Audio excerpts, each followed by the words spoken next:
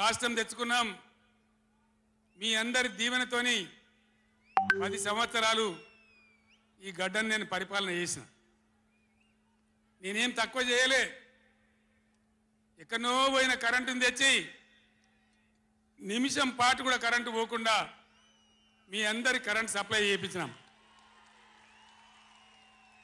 ప్రతి ఇంట్లో నల్లా పెట్టి మంచినీళ్ళు తీసుకొచ్చుకున్నాం ఒకనాడు ఆముదాలు మాత్రమే పండిన నల్లగొండలో బత్తాయి తోడలతో బతికిన నల్లగొండలో లక్షల టన్నుల వడ్లు పండించేటువంటి పరిస్థితులు తెచ్చుకున్నాం అంతకుముందు లేని నీళ్లు యాడికెళ్ళి వచ్చినాయి ఎట్లా వచ్చినాయి అంటే దమ్ము కావాలి చేసే ఆరాటం ఉండాలి ఇది నా ప్రాంతం నా గడ్డ నా ప్రజలు అనే ఆరాటం ఉంటే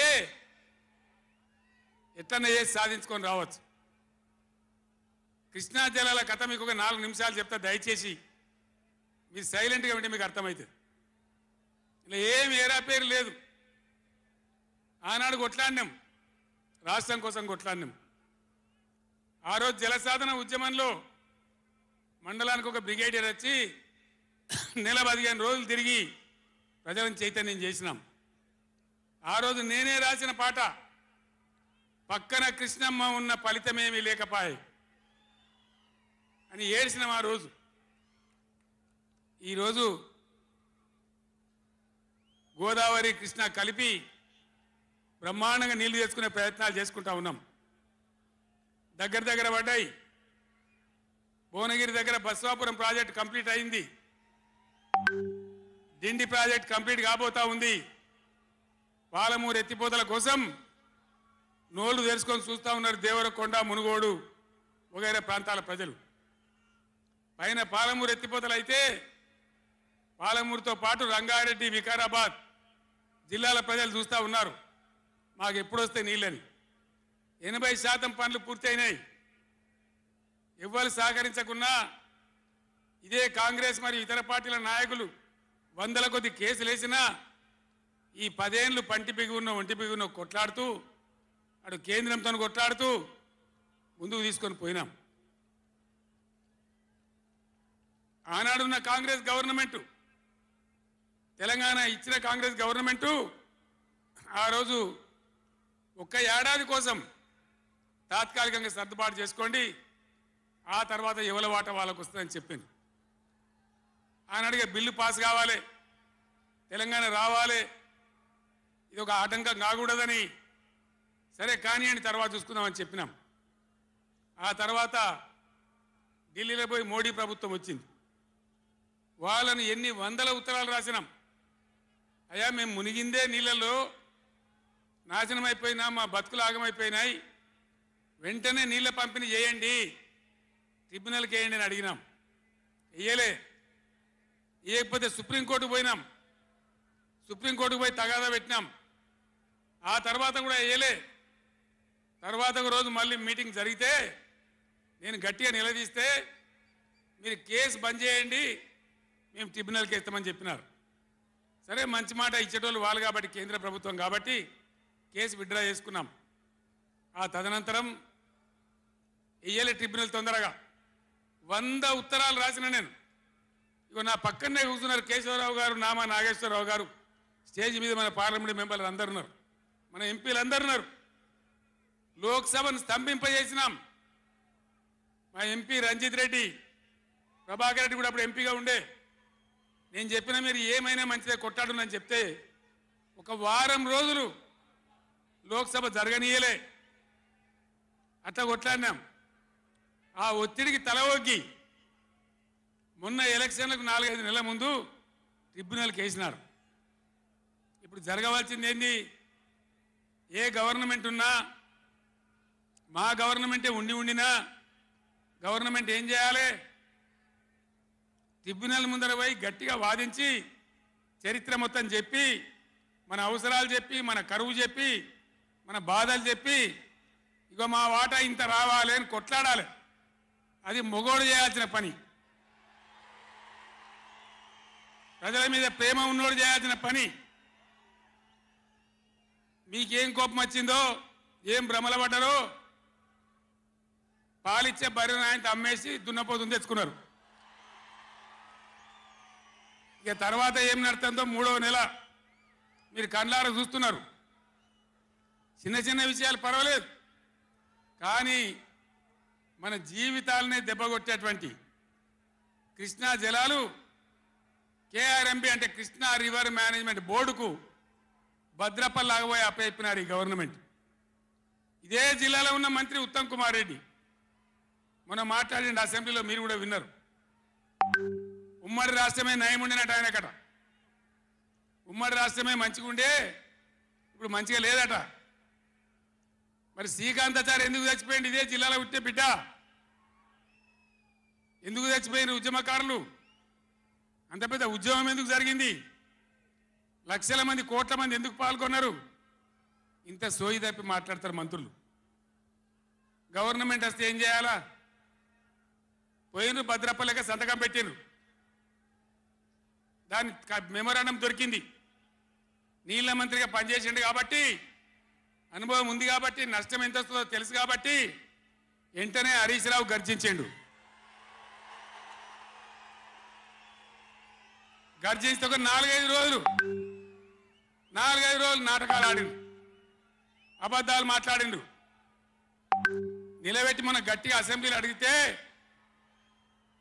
అసెంబ్లీ బడ్జెట్ జరుగుతుంది మీరు చూసిండు. బడ్జెట్ జరుగుతుంటే ఏమవుతుంది? బడ్జెట్ అతి ముఖ్యమైన విషయం. ఎప్పుడు కూడా చరిత్రలో దాన్ని పక్కకు పెట్టి వేరే అంశాలు తీసుకోరు.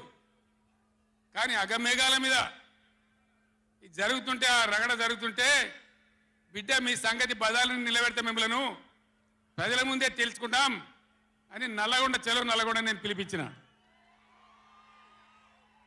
ఎందుకంటే నాకు చేతనైనా కాకపోయినా నా కట్టె కాలే వరకు తెలంగాణకు అన్యాయం జరిగితే చివరి శ్వాస దాకా కూడా పులిలాగా లేచి కొట్లాడతా తప్ప పిల్లిలాగా ఉండను. ఎట్టి పరిస్థితులలో 600 ఏ విషయంలో కూడా తెలంగాణకు అన్యాయం జరగనివ్వను. కొట్లాడదాం.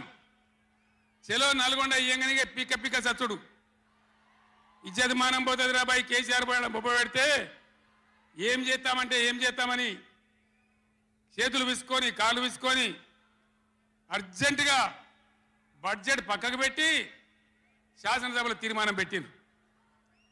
ఆ తీర్మానం కూడా చక్కగలేదు. వాళ్ళ తెలివి సల్లారా. సాగునీళ్ళు తాగునీళ్ళు అని పెట్టిండ్రు, కరెంటు ఉత్పత్తి పెట్టలేదు మళ్ళీ దానిలో. ఆ తీర్మానంలో కూడా అంత తెలివి తక్కువ తీర్మానం. అది పెట్టి ఇక మామ అనిపించుకున్నారు. అయిపోయింది కదా. ఒక రైతుకు పంట పండిందట, వడ్ల రాసి అయింది. ఎందుకంటే రాసేవాడు ఎత్తుకపోకుండా పొత్తు పోసేది, పొత్తులు ఆ బూడిదో శుద్ధో ఏదో పోసేది. పక్క రైతుని పిలిచి పొరుగు రైతు పొత్తు పోయిరాబాయ్ అంటే ఉంటే నాకేంది పోతే నాకేంది పులిగోవాలి కానీ పొత్తు పోసిందట. వీళ్ళది ఏం పోతుంది? వాళ్ళకు కావాలి పదవులు, వాళ్ళకు కావాలి పైరవీలు, వాళ్ళకు కావాలి డబ్బులు తప్ప ప్రజల హక్కుల గురించి లేదు. నాడు లేదు, నేడు లేదు. దయచేసి నేను మీ అందరినీ కోరేది ఒకటే, అన్ని సందర్భాల్లో పోరాటమే ఉండదు. అవసరమైనప్పుడు పోరాడాలి, పోరాటానికి సిద్ధంగా ఉండాలి.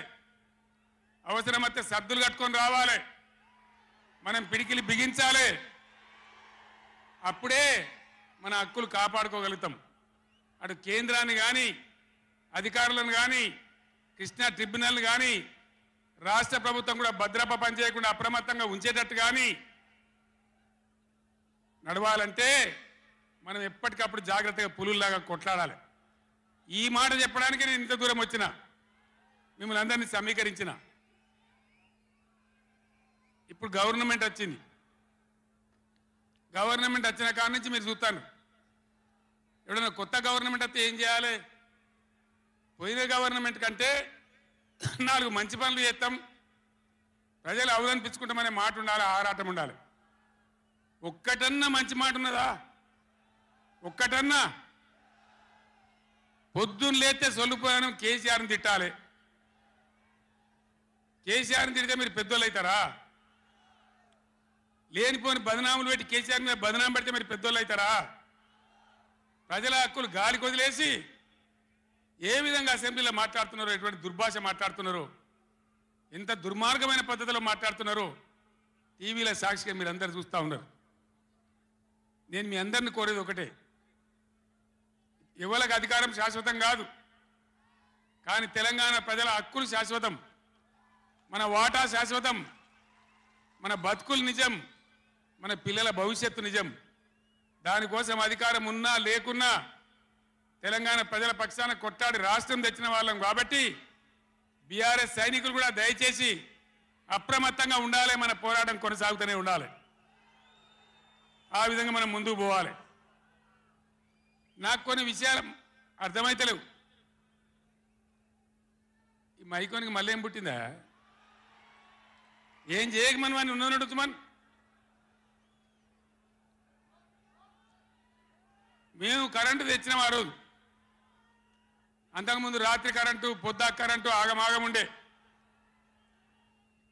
గవర్నమెంట్ వచ్చిన తర్వాత, టీఆర్ఎస్ గవర్నమెంట్ వచ్చిన తర్వాత